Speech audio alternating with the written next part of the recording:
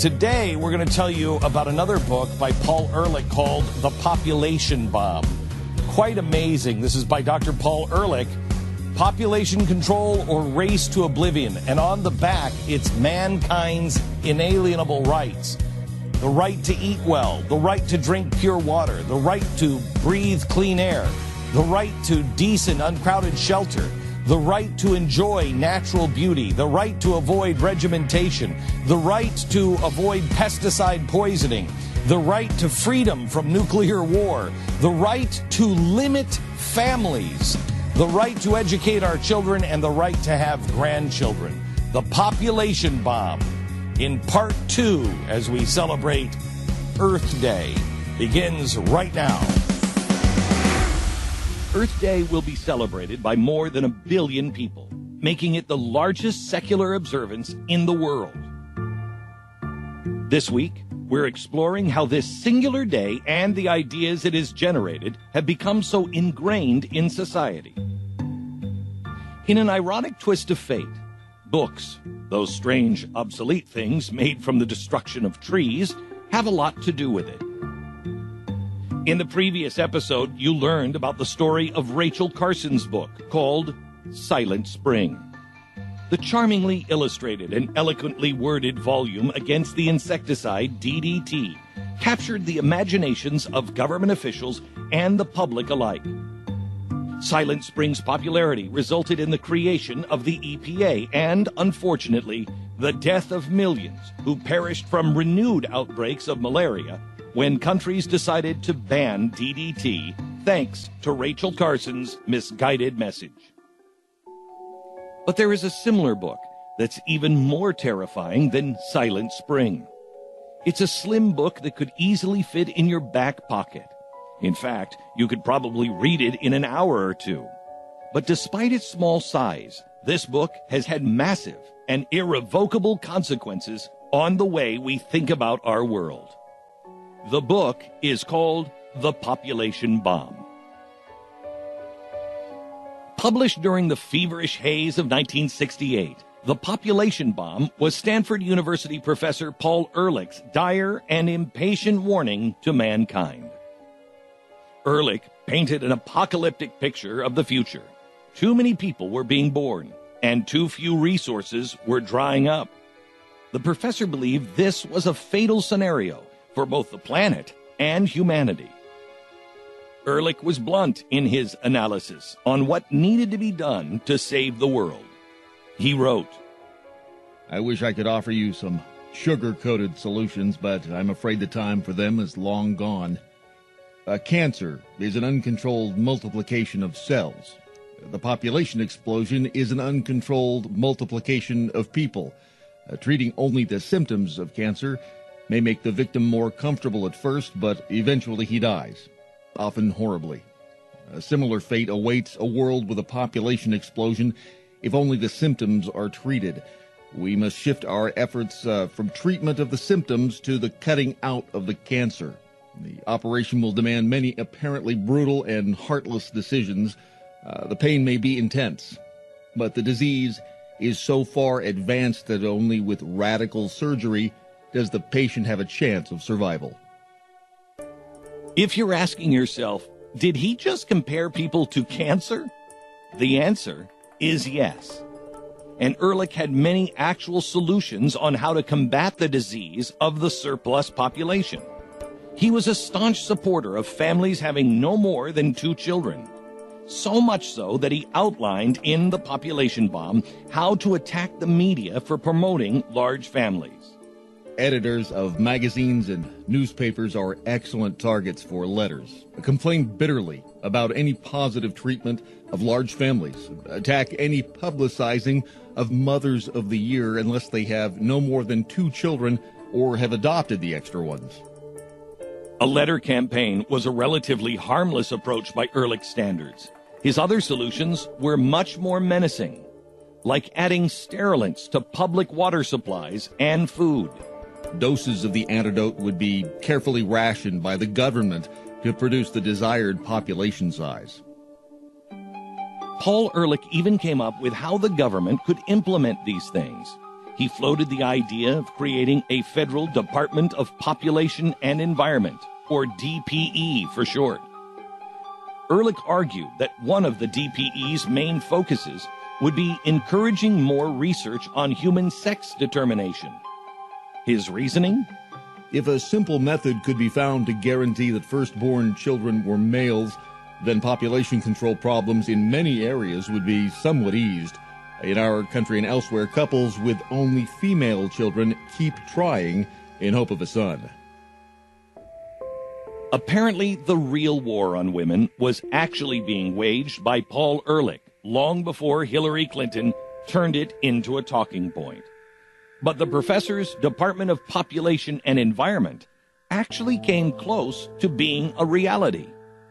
President Richard Nixon practically parroted Ehrlich's concerns in 1969, stating, I do know that at this time, unless now we think of what America is going to be like in the year 2000 and do something about it to stop that pressure, we're going to reap the whirlwind. Because look at what the year 2000 will be.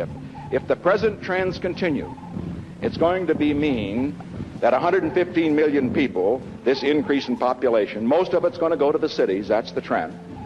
And our cities are going to be choked with people, they're going to be choked with traffic, they're going to be choked with crime, they're going to be choked with pollution, and they will be impossible places in which to live, and the explosions will be even worse. Nixon even urged Congress to create the scary-sounding Commission on Population Growth and the American Future, which called for a series of policies to encourage population stabilization. The population bomb proved to be so popular that Paul Ehrlich was able to co-found an activist group named Zero Population Growth, or ZPG for short. Its members were passionate about decreasing the population, and they were experts at using sympathy to get their talking points across. It's about pain in the world. Maybe anybody who's thinking of having a third child ought to go hungry a week. Their rationale is that there are already hungry mouths to feed in the world.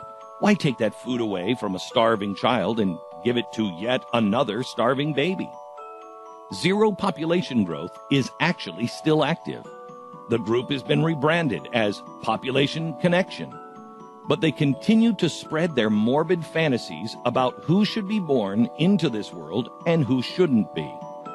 According to their website, Population Connection works to ensure that every woman around the world who wants to delay or end childbearing has access to the health services and contraceptive supplies she needs in order to do so. Ehrlich's population bomb and activist groups read more like a script for a B-level science fiction film than reality. In fact, Ehrlich's ideas were turned into a movie in 1972 called ZPG, starring Oliver Reed and Geraldine Chaplin. The movie was not a hit by any stretch of the imagination, but it did give viewers an inside look into what the future, according to Paul Ehrlich, could look like. Attention! Citizens Russell and Carol McNeil. According to the Zero Birth Edict, you have been found guilty of the most devastating crime against humanity. You are hereby sentenced to death by suffocation. Before you die, you have 12 hours to contemplate the crime you have committed against the society. Believing that the most devastating crime against humanity is bringing a child into the world may sound crazy to most people, but Paul Ehrlich and his fellow environmentalists wholeheartedly embrace that notion. His philosophy on population is truly more outlandish and destructive than the worst sci-fi movie, because it's real. Ehrlich was adamant about how he feels on the concept of birth. He despised it.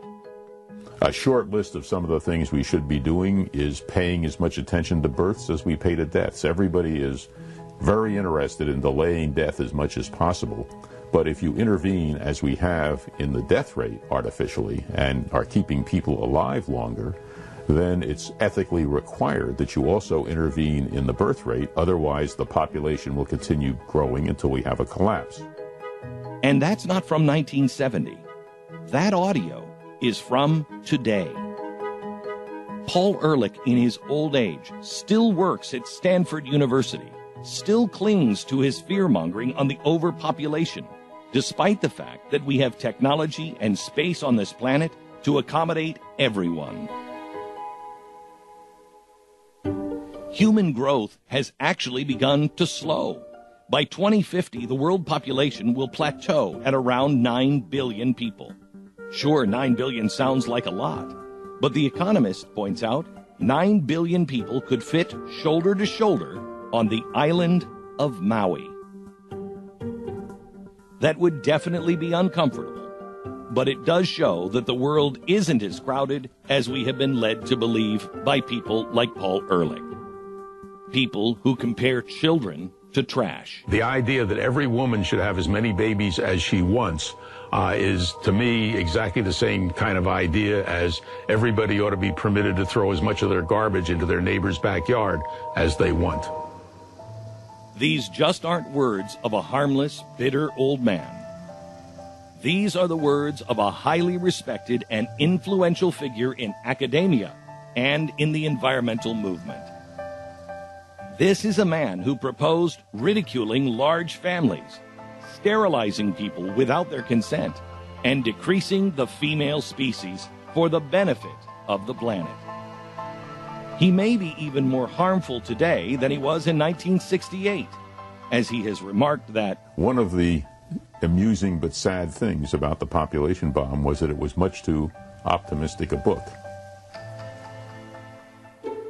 if you're one of the billion people celebrating Earth Day this week, just remember, one of the founding environmentalists in America thinks the best way for you to celebrate is to drop dead. Death seems to be the constant theme surrounding Earth Day. Tomorrow, we dig up the history on the very first Earth Day, April 22nd, 1970, and the murderer who helped create it. It's remarkable, and I have the book, The Population Bomb, just thumbing through it while we were listening, and it's remarkable how scary it really is. And we also have the poster here from ZBG, which looks like a great movie. Oof. Zero population growth. Yeah, we'll talk about it here in just a second. Have you guys ever read The Population Bomb? I mean, only excerpts and... It is really, truly terrifying. Yes. It's Truly terrifying. Obviously, our first step must be to immediately establish and advertise drastic policies designed to bring our own population size under control. We must define a goal of stable optimum population size for the United States. The second step is very important, as we're going to have to adopt some very tough foreign policy positions relative to population control. We want our propaganda based on do as we do, not do as we say. So first a task is the control at the home. Many of my colleagues feel that some sort of compulsory birth regulation would be necessary to achieve such a goal. One plan, often mentioned, involves the addition of temporary sterilants to drinking water supplies or food staples. Doses of the antidote would be carefully rationed by the government to produce the desired population size. Those of you who are appalled at such a suggestion can rest easy. This option isn't open to us yet because of biological research. But feeding potent male hormones to the whole population might sterilize and defeminize our women. Perhaps the most workable system would be to reverse the government's present system of encouraging reproduction and replace it with a series of financial rewards and penalties designed to discourage reproduction. For existence, we would reverse our present system of tax exemptions. So you would be taxed on, quote, reproductive irresponsibility. In short, the plush life would be difficult to attain for those with large families, which is as it should be, since they are getting their pleasure from their children, and they are being supported in part by more responsible members of society. They also talk about how you'd have to have reproductive prizes. And people not only believed that then, even though it's been wildly discredited, they still believe this.